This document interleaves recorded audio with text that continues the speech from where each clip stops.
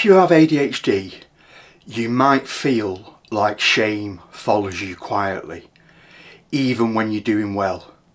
It shows up when you forget something, when you miss a deadline, when you start again. Not as a loud voice, but as a familiar weight. Today, we're going to talk about ADHD and shame, where it comes from, not to blame anyone, not to relive the past, but to understand why so many ADHD adults carry a sense of something is wrong with me, even when they're trying their hardest. Because shame doesn't appear out of nowhere, it's learned.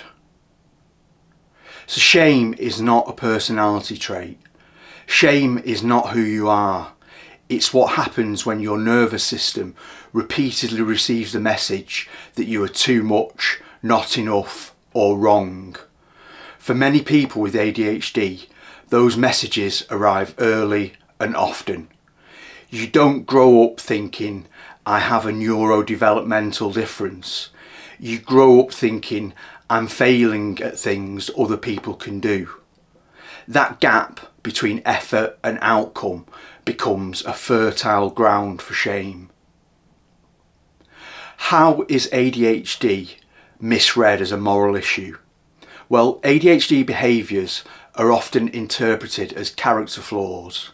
Forgetfulness becomes carelessness, inconsistency becomes unreliability, emotional intensity becomes immaturity, struggling to start becomes laziness. When a difference is misread as a defect, shame grows. Not because you believe the words, but because they're repeated when you're already struggling. What about school as the first shame training ground? Many ADHD adults trace their shame back to school. Being told, pay attention, try harder, stop daydreaming, but rarely being shown how. When you can't meet expectations that everyone else seems to manage, you assume that the problem is you, not the environment, not the system. You internalise failure. So shame and the perfection shield. For many ADHD adults, perfection becomes protection. If you're flawless, you're safe. If you make mistakes, you're exposed. Perfection isn't ambition, it's fear disguised as standards. Letting go of it is not laziness, it's healing. Shame deepens in relationships.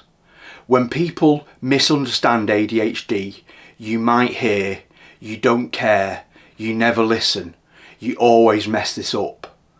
Even when you're trying, the message becomes, you are the problem. This relational shame can be harder to shake. So shame hides in self-talk. Over time, external messages become internal ones. You're behind. You should be better by now. What's wrong with you? This voice feels like the truth, but it's learned and it can be unlearned. If you're listening and recognising how much you carry in your head, I've created a simple ADHD friendly tool called the Anchor ADHD Weekly Reset. It's a calm way to externalise the pressure and create a steadier place to start. I'll share a link at the end, but for now, let's keep going. So shame and dysregulation.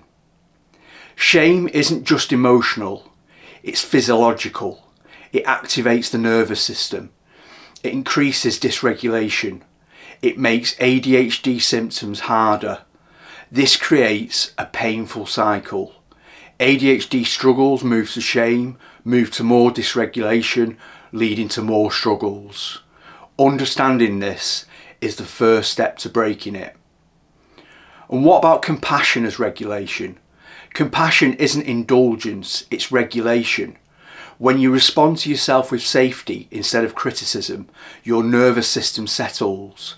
And when it settles, access returns. This is not about letting yourself off the hook. It's about choosing support over punishment. So let's rewrite the story. You're not broken.